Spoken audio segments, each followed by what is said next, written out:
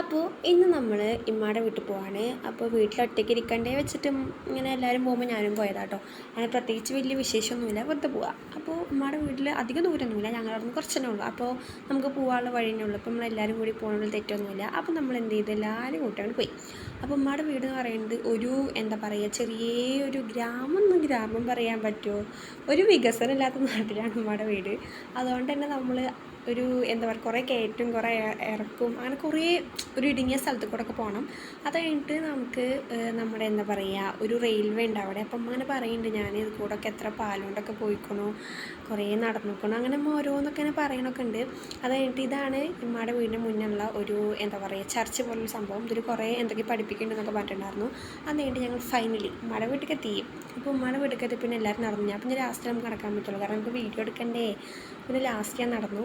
പ്രത്യേകിച്ച് കാര്യമൊന്നുമില്ല, വെറുതെ നടക്കി കാലിൻ്റെ ഫോട്ടോ ഒക്കെ എടുക്കാമെന്ന് വെച്ചിട്ട് അങ്ങനെ നടന്നു തന്നെയാണ്.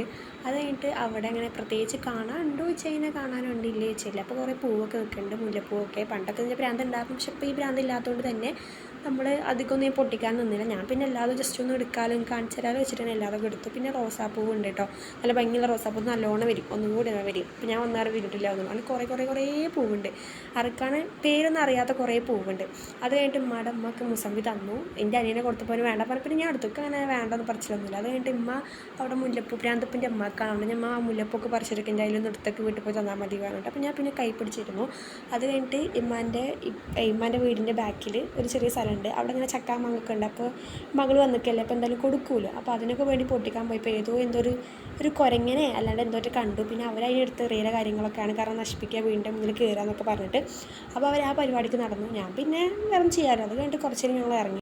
ഇത് കഴിഞ്ഞിട്ടേക്ക് എന്തോ വേറെ പരിപാടി ഉണ്ടാകുന്നതുകൊണ്ട് ഞങ്ങൾ വേഗം ഇറങ്ങിയിട്ടുണ്ടായിരുന്നു. കുറേ ദിവസം മുന്നേ എടുത്ത വീഡിയോ കാരണം കൊണ്ട് ഓർമ്മയില്ല, നോമ്പിൻ്റെ ഒന്നും എടുത്തതാണ് കേട്ടോ. അപ്പോൾ ഇത്രയുള്ള നമ്മുടെ വീഡിയോ ഇഷ്ടമായി, ലൈക്ക് ചെയ്യുക. അപ്പോൾ ബൈ.